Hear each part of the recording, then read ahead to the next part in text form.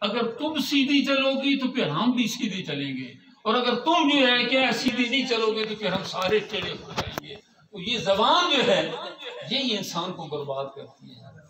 اللہ تعالیٰ قرآن کریم میں فرماتے ہیں وَمَا يَلْفِظُ مِنْ قَوْلٍ إِلَّا لَدَيْهِ رَقِيبٌ عَتِيدٌ۔ اس کا معنی یہ ہے کہ بھئی ہم جو کچھ منہ سے نکالتے ہیں نا، اللہ کریم نے ایک فرشتہ مقرر کیا ہے جو تحریر کر رہا ہے۔ خواہ خوشی میں نکالیں، خواہ غمی میں نکالیں، مذاق میں نکالیں، مجلس میں بیٹھ کر جو کچھ ہم بول رہے ہیں میرے بھائیوں وہ لکھا جا رہا ہے۔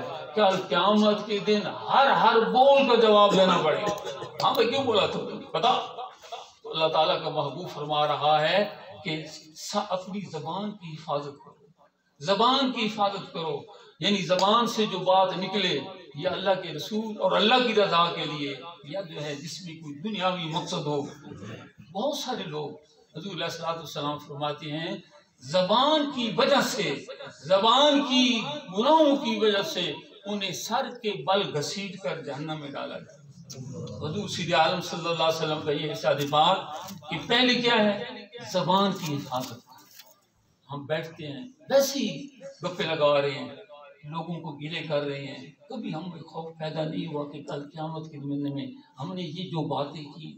اگر ایک بندہ گلا کر رہا ہے نا تو دوسرا سن رہا ہے، تو جس طرح کرنے والا گناہگار ہو رہا ہے اسی طرح سننے والا بھی گناہگار ہے۔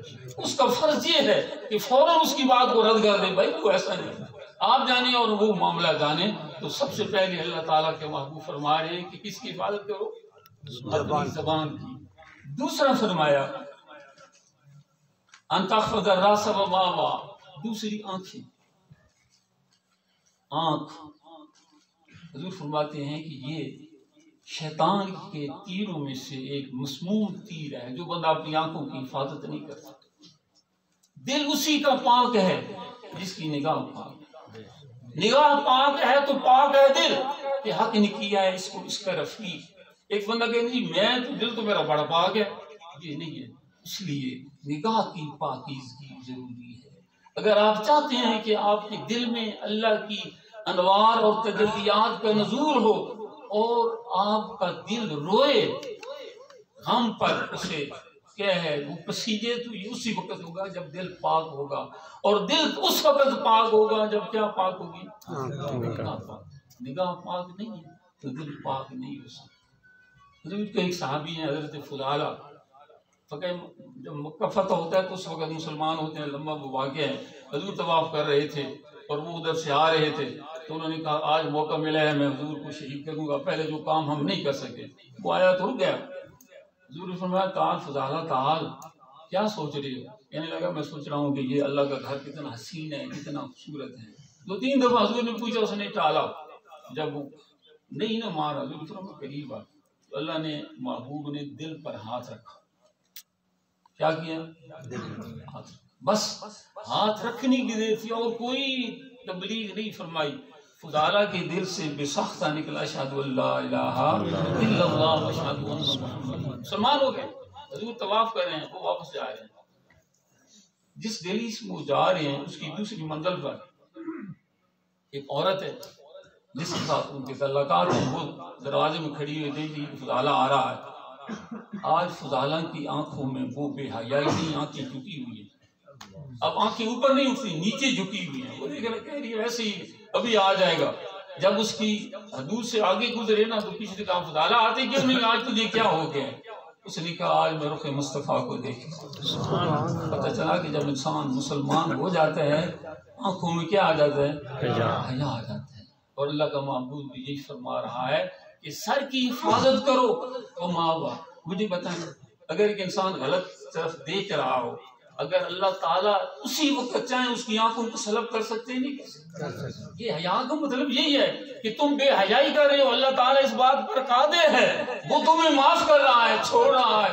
ایک اور جگہ اللہ فرماتے ہیں یا ایھا الانسان ما غرک بربک الکریم، او انسان تجھے اس کریم رب کے متعلق کس نے دھوکے میں ڈال دیا ہے؟ تو اللہ کے محبوب فرما رہے ہیں سر کی حفاظت کرو، اپنی زبان کی حفاظت کرو، آنکھوں کی حفاظت کرو، اور آگے فرمایا تیسری چیز ہوگی کان۔ کان بھی جو ہیں اس لیے ہیں کہ اللہ کا ذکر سنیں، اس کے محبوب کا ذکر سنیں۔ اگر ان کانوں میں غلط باتیں آئیں گی تو کل قیامت کے دن ہمیں اس کا جواب دینا پڑے گا۔ دوسری بات، وَتَحْفَظَ الْبَطْنَ وَمَا هَوَى، اور پیٹ کی حفاظت کر اور جو پیٹ کے ساتھ متصل چیزیں ہیں ان کی حفاظت کر۔ ایک مولوی صاحب گزرے ہیں ابو الفضل فیضی، یہ وہ شخص تھا جس نے قرآن کریم کی فارسی میں تفسیر لکھی تھی اور سارے وہ الفاظ استعمال کیے تھے جن میں نقطے نہیں تھے، لیکن بدبختی کیا آئی تھی کہ شہنشاہ اکبر کو گمراہ کرنے والا یہی تھا۔ لیکن اس کا ایک شعر ہے، بڑا پیارا شعر ہے، امی و دقیق دان عالم۔ حضور سید عالم صلی اللہ علیہ وسلم نے کسی کے پاس پڑھا نہیں، رحمان نے پڑھایا ہے۔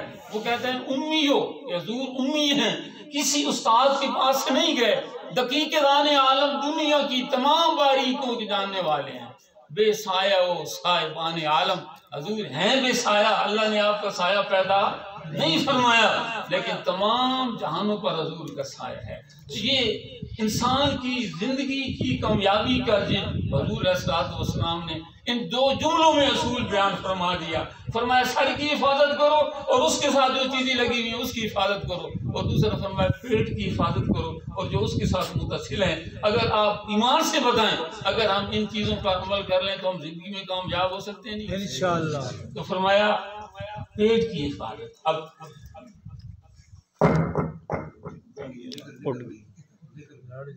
کیا ہے؟ پیٹ حرام سے بچائیں، اس سے بچائیں پیٹ کو، حرام سے بچائیں۔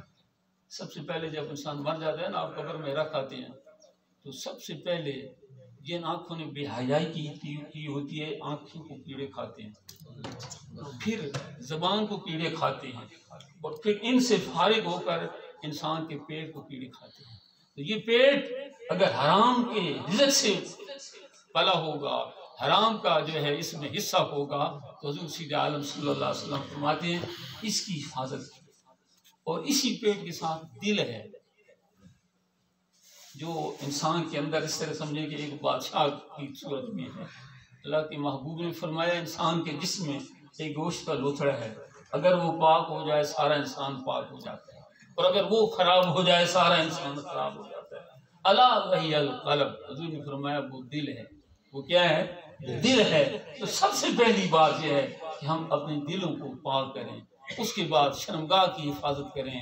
ہاتھ جدھر سے اللہ نے منع فرمایا ادھر سے ہاتھوں کو روکیں، قدم ادھر نہ اٹھیں۔ تو یہ اللہ تعالیٰ کے محبوب نے ارشاد فرمایا۔ آگے فرمایا تتذکر الموت، اور وہ بندہ موت کو یاد رکھے۔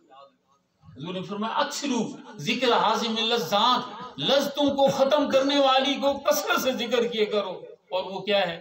موت۔ آج بھی ہم ایک بھائی کی موت کے لیے اکٹھی ہوئے نا، ان کی ایصال ثواب کے لیے اکٹھی ہوئے، تو حضور نے فرمایا موت کو یاد رکھے، والبلا، اور دوسرا بوسیدہ ہونا۔ قبر میں انسان جاتا ہے تو کیا ہو جاتا ہے؟ کچھ مدت گزرتی ہے۔ اب کتنے یہاں آپ کے بازے میں یہاں کتنے بزرگ فوت ہو چکے ہیں، اگر آج ان کی قبروں کو آپ کھودیں تو کوئی ہڈی کدھر ہوگی، کوئی ہڈی کدھر ہوگی، گیا گوشت ختم، بال بھی پتہ نہیں ہیں یا نہیں، ہڈیاں بھی الگ ہو جاتی ہیں۔ حضور نے فرمایا موت کو بھی یاد رکھو، اور بلا یعنی وہ بلا سے مراد ہے وہ سیدھا ہونا۔ ومن اراد الآخرۃ، اور جس نے آخرت کی کامیابی کا ارادہ کیا نا، ترک زینت الدنیا، وہ دنیا کی زینت کو چھوڑ دیتا ہے، عام زندگی گزارتا ہے۔ ایک دن حضور بیٹھے ہوئے ہیں مدینہ طیبہ میں، ادھر سے گلی سے حضرت مصعب بن عمیر گزرتے ہیں۔ ان کی حالت یہ ہے کہ اوپر جو چادر لپیٹی ہوئی ہے نا، اس پر پیوند لگے ہوئے ہیں، صرف کپڑے کے پیوند نہیں ہیں، چمڑے کے پیوند ہیں۔ حضور نے جب ان کو دیکھا تو رونے لگے، حضور نے دیکھ کر کیا؟ رونے لگے۔ صحابہ نے یا رسول اللہ کیا؟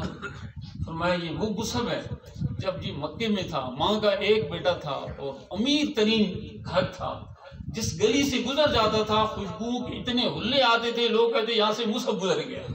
اور آج اس کی حالت یہ ہے کہ کپڑا اوپر جو کیا ہوا ہے اس پر صرف چمڑے کے پیوند نہیں، ٹاکیاں نہیں ہے، بلکہ کس کی ٹاکی لگی ہے؟ کپڑے کی ٹاکی نہیں، بلکہ اس کی چمڑے کی ٹاکی لگی ہوئی ہیں۔ حضور فرماتے ہیں من اراد الاخرۃ ترک زینت الدنیا فمن فعل ذلک فقد استحیا۔ یعنی جس نے یہ کیا اس نے اللہ کا حیا سید عالم صلی اللہ علیہ وسلم فرمایا کہ جس نے یہ کیا کہ سر کی حفاظت کی اور سر کے ساتھ جو اللہ نے عضو دیے ہیں اس کی نعمتیں ہیں ان کو ناجائز طریقوں پر اس نے استعمال نہیں کیا، اور پیٹ کی حفاظت کی اور اس کے ساتھ جو متصل ہیں، موت کو یاد رکھا، وہ سیدھا ہونے کو یاد رکھا، آخرت کے لیے دنیا کی زیب و زینت کو چھوڑ دیا، فقط حضرت عمر بن عبدالعزیز بنی امیہ میں جنہیں خلیفہ راشد کہا جاتا ہے، 3 برادروں کے خلیفہ تھے۔ جب موت آئی نا، بیمار ہیں لوگ، بیماری کرسی کے لیے آ رہے ہیں، ان کی جو بیوی فاطمہ تھی، 7 خلیفے ان کے جن رشتہ دار ہیں، باپ بھی خلیفہ، بیٹا بھی خلیفہ، دادا بھی خلیفہ، خامد بھی خلیفہ۔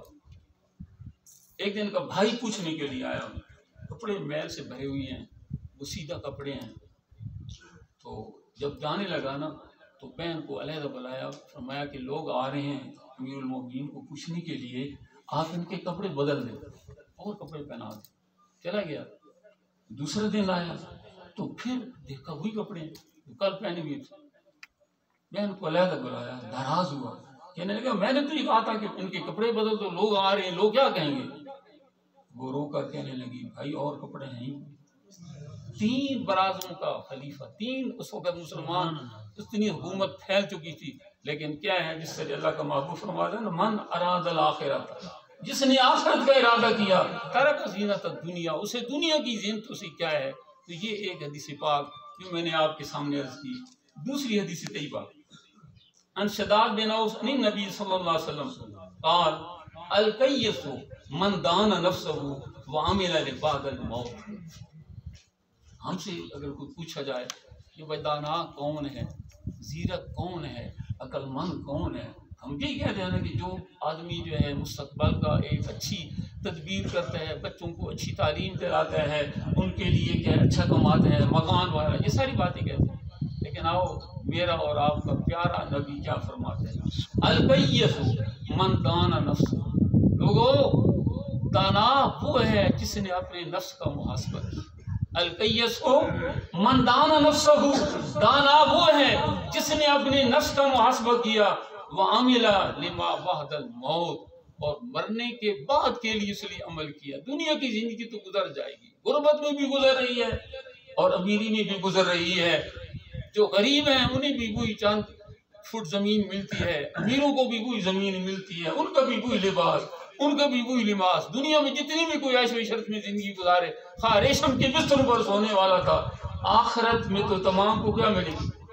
وہ قبر ملے گی نا، تو تمام کا ایک ہی ہوگا۔ حضور سید اعظم صلی اللہ علیہ وسلم فرماتے ہیں الکیس من دان نفسہ وعمل لما بعد الموت، دانا وہ ہے جو خود محاسبہ کرے۔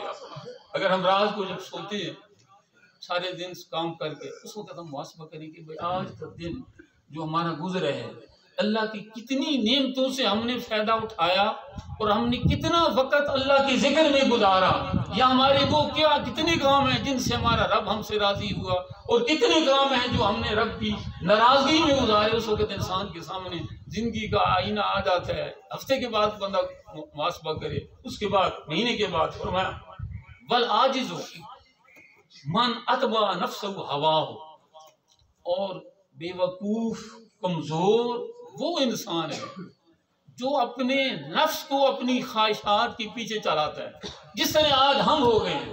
آگے جملہ ہے وَتَمَنَّا عَلَى اللَّهِ، پیروی نفس کی کرتا ہے، خواہشات کو اپنے نفس کے پیچھے چلاتا ہے، جو نفس کہتا ہے اس پر عمل کر رہا ہے، اور اللہ تعالیٰ پر بڑی امیدیں رکھتے ہیں کہ مجھے اس طرح جنت میں مقام ملے گا، مجھے اس طرح کیا ہوگی، عزت ملے گی۔ اللہ کا محبوب فرما رہا ہے یہ نہیں، وہ کمزور آدمی ہے، وہ بے وقوف آدمی ہے جو کیا کرتا ہے، نفس کی پیروی کرتا ہے، اور پھر اللہ رب العزت پر بڑی امیدیں رکھتے ہیں۔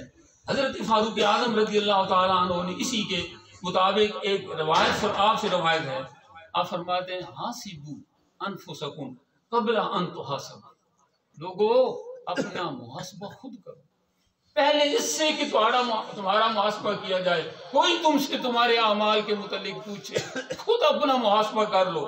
اور ایک اور بات آگے جو آپ فرمائی نا، وَتَزَيَّنُوا بِالْأَرْضِ الْأَكْبَرِ، آپ یہاں آئیں بھائی، وہاں آج پروگرام میں ہم جائیں، لازماً آپ نے گھر میں کپڑے بدلے ہیں، غسل کیا ہوگا، تیل لگایا ہوگا، جہاں بھی آپ جائیں، کسی خوشی میں جائیں، کہیں بھی ملنے کے لیے جاتے ہیں، تیاری کرتے ہیں نہیں کرتے؟ حضرت فاروق اعظم کی پیاری بات آپ فرما رہے ہیں، تزینوا للعرض الاکبر، ایک بہت بڑی پیشی ہونے والی ہے۔ حضور سید عالم صلی اللہ علیہ وسلم فرماتے ہیں، آپ فرماتے ہیں میں تمہیں ایک بات بتاتا ہوں، جو کل تو تم سے اللہ تعالیٰ فرمائے گا کیا میں نے تجھے مال نہیں دیا تھا؟ کیا میں نے تجھے اولاد نہیں دی تھی؟ کیا میں نے تجھے آزاد نہیں دی تھی؟ بتا میرے لیے تو کیا لایا ہے؟